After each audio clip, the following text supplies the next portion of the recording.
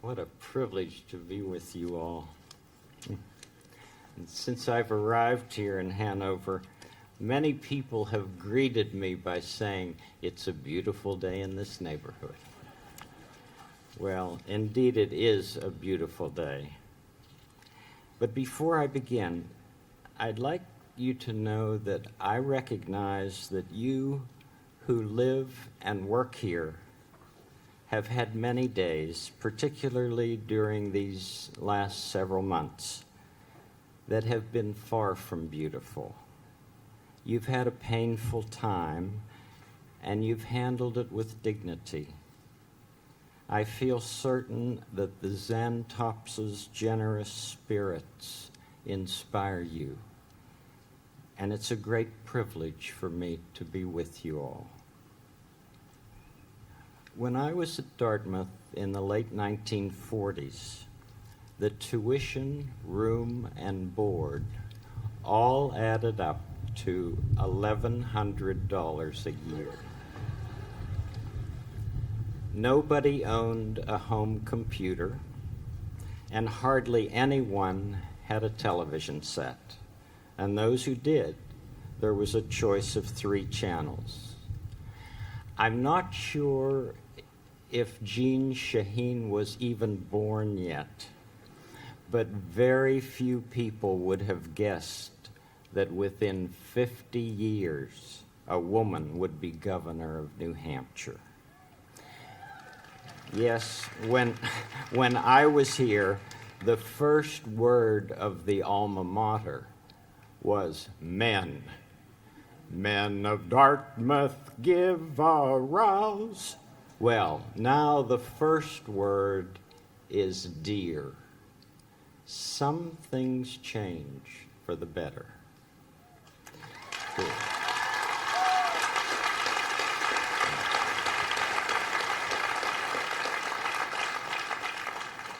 During my first year here, I lived right over there at 101 Middle Mass, and I had 2 roommates. I had a professor over there who did his best to scare everyone in his class, and he gave me the lowest grade that I ever had in any school anywhere. But I also had an astronomy professor, George Dimitrov, who looked for and found what was best in each of his students. When I look at the night sky, I still think of that extra special kind man. Dartmouth is many things to each of us. I'm grateful to Jim and Susan Wright for all that they have done for this school. And I'm grateful to my old friend Chick Coop for all that he has done for all of us.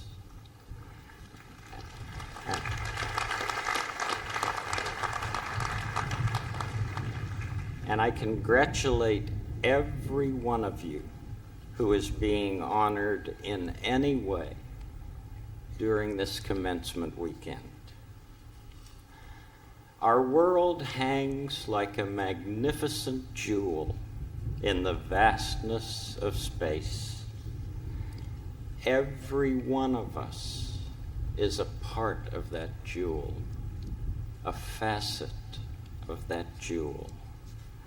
And in the perspective of infinity, our differences are infinitesimal. We are intimately related. May we never even pretend that we are not. Have you heard my favorite story that came from the Seattle Special Olympics? Well, for the 100-yard dash, there were 9 contestants, all of them so-called physically or mentally disabled. All 9 of them assembled at the starting line, and at the sound of the gun, they took off.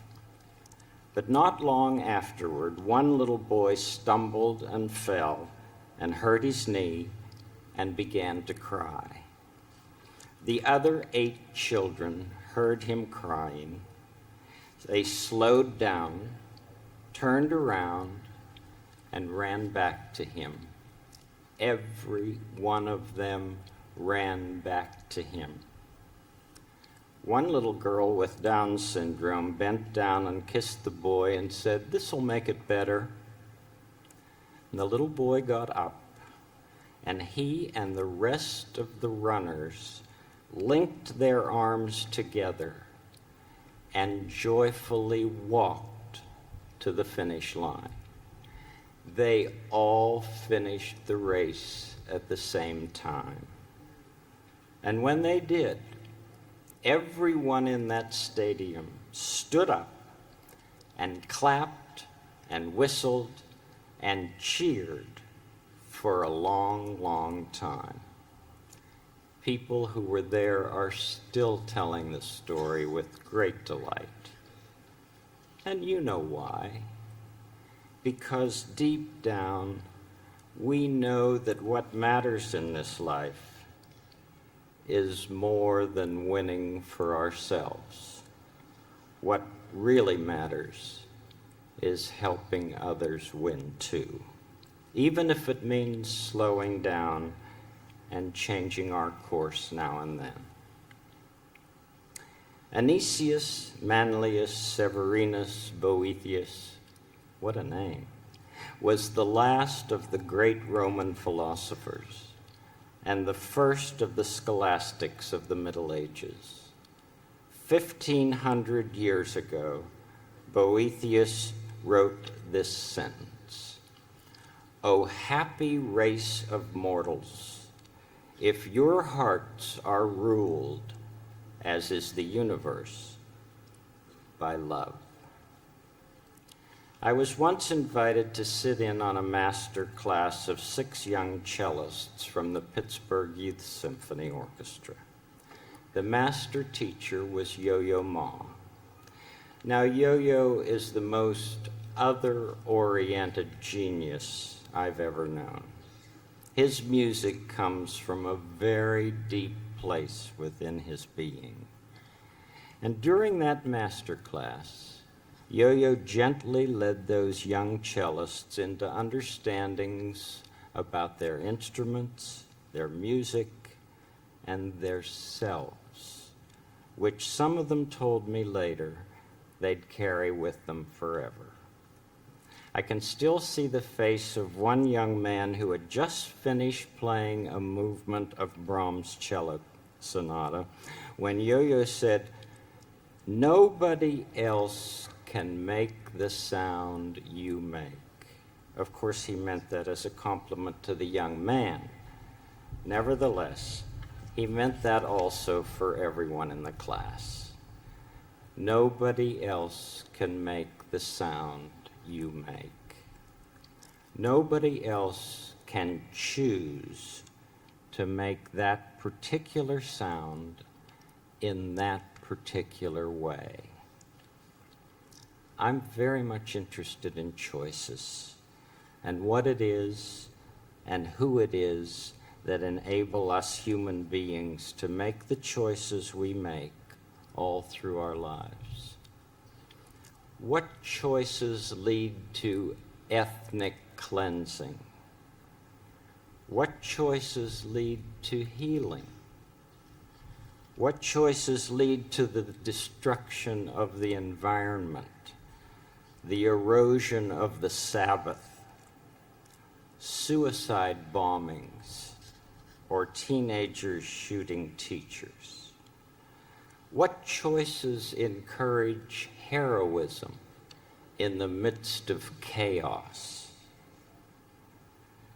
I have a lot of framed things in my office which people have given to me through the years, and on my walls are Greek and Hebrew and Russian and Chinese, and beside my chair is a French sentence from Saint-Exupéry's Little Prince. It reads, "L'essentiel est invisible pour les yeux." What is essential is invisible to the eye. Well, what is essential about you? And who are those who have helped you become the person you are? Anyone who has ever graduated from a college, anyone who has ever been able to sustain a good work, has had at least one person, and often many, who have believed in him or her. We just don't get to be competent human beings without a lot of different investments from others. I'd like to give you all an invisible gift, a gift of a silent minute to think about those who have helped you become who you are today. Some of them may be here right now. Some may be far away. Some, like my astronomy professor, may even be in heaven. But wherever they are, if they've loved you and encouraged you and wanted what was best in life for you, they're right inside yourself. And I feel that you deserve quiet time on this special occasion to devote some thought to them. So let's just take a minute in honor of those who have cared about us all along the way. One silent minute.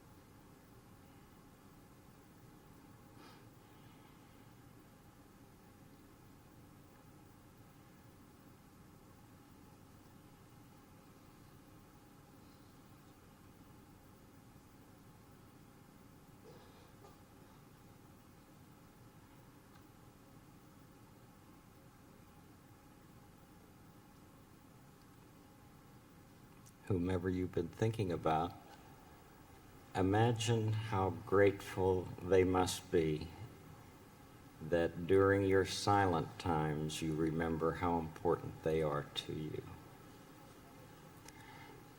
It's not the honors and the prizes and the fancy outsides of life which ultimately nourish our souls.